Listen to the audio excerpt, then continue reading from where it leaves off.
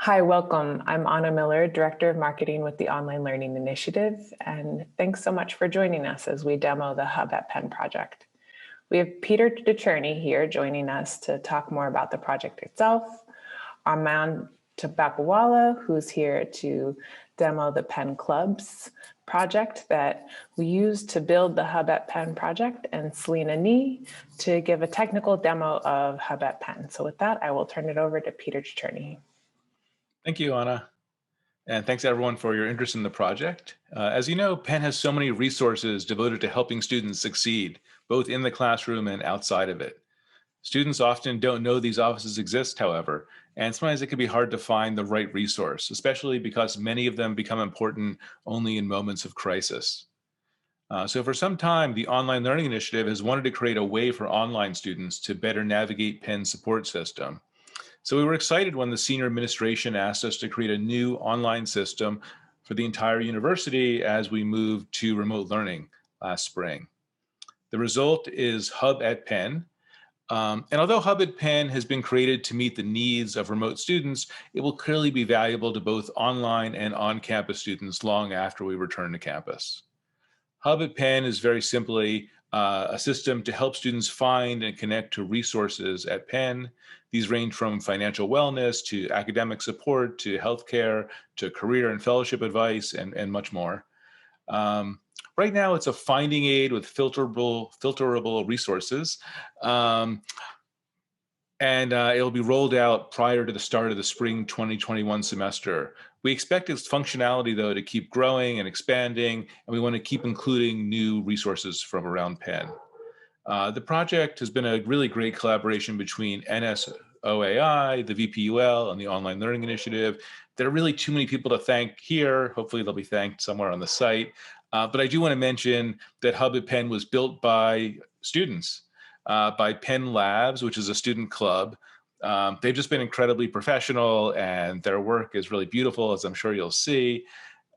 They first built the Penn Clubs platform, and this is kind of adaptation and expansion of that. So I'm going to pass it now to Penn Labs co-leader, Armand Tabakawala. Thanks, Armand. Thanks, Peter.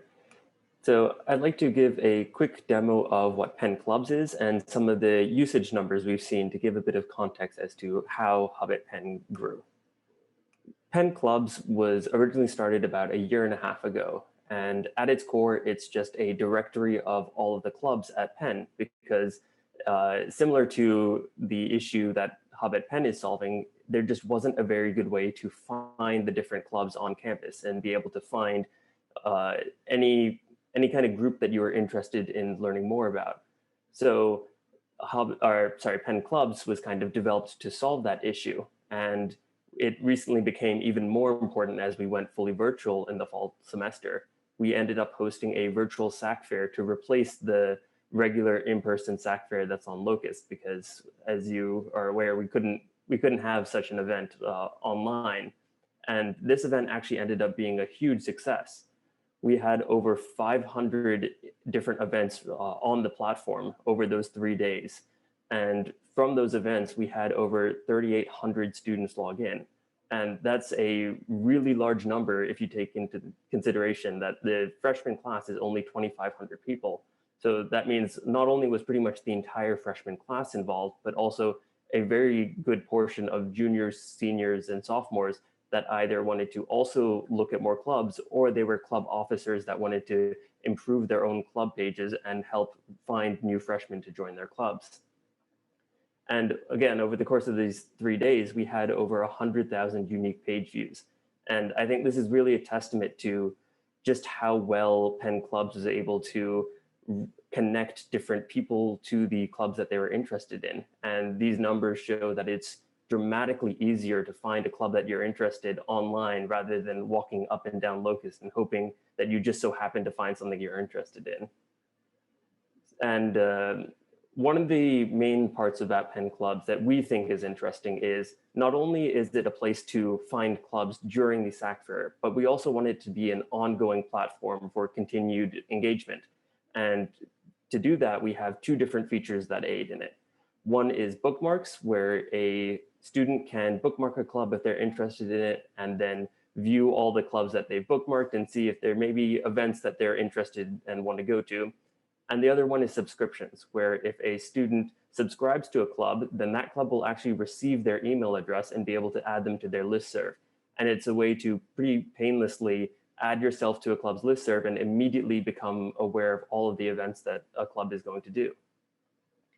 And then in terms of some statistics for the virtual SAC Fair, we had, as expected, a lot of freshmen joining the platform, but a very large number of upperclassmen as well. And it really goes to show that it wasn't just freshmen using the site. It was the entirety of Penn trying to improve the club experience for everyone, not just freshmen. And we also have a breakdown by school where the majority of the students using the platform were from the college, but that was to be expected because both engineering and Wharton have their own separate club fairs outside of the virtual SAC Fair. So with that, I'd like to jump over to a quick demo of Penn Clubs itself. And as you can see, it really is just a directory of clubs. So you can see we have 684 clubs right now. And if you wanted to, you could pretty much just scroll endlessly and try and find clubs that interested you. But that's obviously not the best way of doing it. So we added a bunch of features to help you filter down clubs and see something that maybe suits your interest better. So all of that is laid out on the left side over here, where you can filter by tags. So let's say I'm looking for a academic club that has, let's say application requires and is 50 to 100 members. This immediately narrows down what was over 600 clubs down to 20. And this is a much more reasonable amount of clubs to individually search through and find something that's interesting. So, but if, for example, you know what kind of the name of the club you're interested in, you can just search for it directly. So say I was interested in Penn Labs, I can search for it and immediately get pulled up to the club page. And this page gives a whole lot of information about the club, and it's a way for students to view different perspectives of the club itself. So first, we have a description of the club, which is given by the club, and it can be anything that they want. But we also have a section for frequently asked questions, where if you're a student, you can ask a question and it gets sent over to the officers of that club, and they can respond and even make that question public, so that way everyone can learn from a question that more than one person probably has. And we also have student experiences for members in the club to kind of explain what their experience in the club has been like and why they feel like it's a good club to join. And most importantly, we have how to get involved with the club and contact information for it. So all of this is a way just to continue engaging with the club. And if I log in, then you get access to a few additional features, where one of them is this subscription and bookmark feature that I mentioned earlier, where I can now subscribe to this club or bookmark this club and I immediately become aware of ongoing events that they have.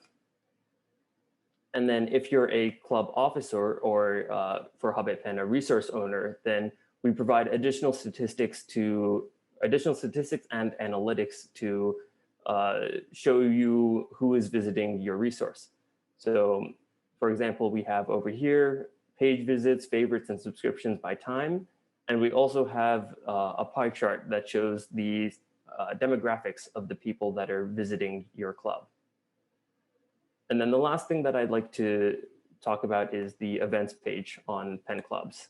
So all clubs will have, or clubs generally have their own events. And if they put them on Penn Clubs, then students can go to this view and get a very easy list of what events are happening when. So for example, I can see what events are happening today, and I can get a quick description of it. If it interests me, then I can jump to the club that's hosting it. Or if it's going on right now, I can actually join it if it's through Zoom. And I can also look into the future and see what events are going to be planned in a few days from now, or even a few weeks from now, and try and figure out what I want to go to and what interests me. And with that, I'll hand it off to Selena to go over what Hub at Penn looks like. Thank you, Armand. So I'm going to be starting on a technical demo of what our version of Hub at Penn looks like right now. So as you can see, it kind of looks similar to Penn Clubs. We have our resources in these cards down here, and similarly, we also have our tags and filters on this side. But an important note is that obviously that clubs and resources kind of have different filters and different purposes. So our tags are a bit different here. You can see academic support, civic engagement, community service, cultural, etc. And there's also different filters here. So especially with online learning, there's the ability for resources to distinguish whether they have virtual resources available, if there's appointment needed, and also similarly, if there are target schools, years, or student types. And it's also important to note that while, of course, we have these filterable, most resources we kind of assume are available to all students, regardless of year, student type, or school. So kind of going through, we can see one of the resources populated right now. So Penn First Plus, they have their tags and filters available here. They're able to have their description with a little bit more detail about what they kind of go through, specific basic information like contact information, services offered, signature events, and different points of contact should students want to reach out to someone via email or phone number. So this is what a filled out resource looks like, but we can add a resource of our own. So this is sort of the process. First, we have an introduction that kind of has a disclaimer of what types of resources are directly associated and are going to be featured on Hub at Penn. So these are resources directly associated with the University of Pennsylvania that are available to students at no cost. So if your resource fits that sort of description, you can continue. And this will sort of serve as the base of information that you've seen on the previously populated resource. So I'm just going to fill this out. So example title, this is going to be the resource name. As you can see, there's an example, the Office of New Student Orientation and Academic Initiative, and then your resource subtitle. So this will be sort of the one line or two line sort of description that will be in these cards on the front page. So I'm just going to say example subtitle. The description, as we said, could be a little bit longer. And of course, you can select your tag. So let's say mine is academic support and also first generation and low income. We also encourage you to upload a resource logo that should be approved by the university. Furthermore, we have the contact information section. You can choose to input as much or as little as you want. So this location would be the physical location. So if you're not comfortable with sharing that, you don't have to. But the one piece of contact information that we really need is the email. So furthermore, these are sort of the tags that we were looking at before. So let's say my resource is available virtually and appointments are needed. You can also choose to fill these out or not. And again, the target years and schools. And again, it is assumed that all resources at Penn are available to all students. But let's just say that my resource is targeted at first year students. So I submit there. This is an important step. Make sure you click this button. And then we continue with points of contact. So I'm going to have my public point of contact. At least one of these is required for each resource. So I'm just going to put myself in and make sure you hit the save button. That will be important as well. So with all of that said, you can choose to fill in an internal point of contact as well, which will only be featured or shown to Hub at Penn administrators and not to the students. But we can continue on.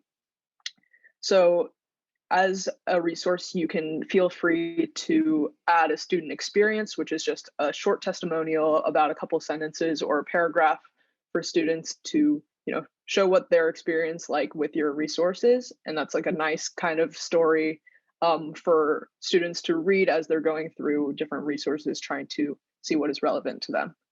And furthermore, previously Armand talked about the mailing list. So if your resource has a lot of emails to send out to those who are interested, If you could benefit from a listserv or have a listserv already, we encourage you to enable this. But if you do not have a mailing list or don't plan on sending out any emails, you can disable this feature. So I'll just enable it for now. So as we continue, this will be the resource created. Congratulations, that's all you have to do for now. And then there will be an approval committee that will make sure that all the information is filled out correctly before it is publicly available for all of students to see. So we can continue to see what this is like. I haven't filled out that much information, but as you can see, all of the information I filled out is kind of relevant here. And so every semester, what we have is that we'll have email go out to all resource owners to make sure that information is updated at all times. But we want to make sure that the resources are available to you to edit at any time. So you don't have to wait for those semesterly emails to edit a resource. So that you can either do that by just clicking on your name here at the top right, clicking this manage button for the resource that you manage. And once there, you can feel free to edit this at any point. Furthermore, from this point, if you do have other administrators or editors or staff that you would like to help manage this resource on Hub at Penn, you can add them in this tab, this admins tab, and you can put in any email address as long as they have a Penn key account, and they will be invited to become an editor for your resource. So you can feel free to invite anyone there. Thank you, Selena and Armin, and thanks to the NSOAI and VPUL partners. We hope that everyone's going to find Hub at Penn to be useful. We want to invite you to share any feedback and suggestions. You can use the website hub.provost@upenn.edu. And we hope in the future that the Hub at Penn will eventually serve the entire Penn community and be a valuable resource. Thanks so much for participating in the creation of Hub at Penn.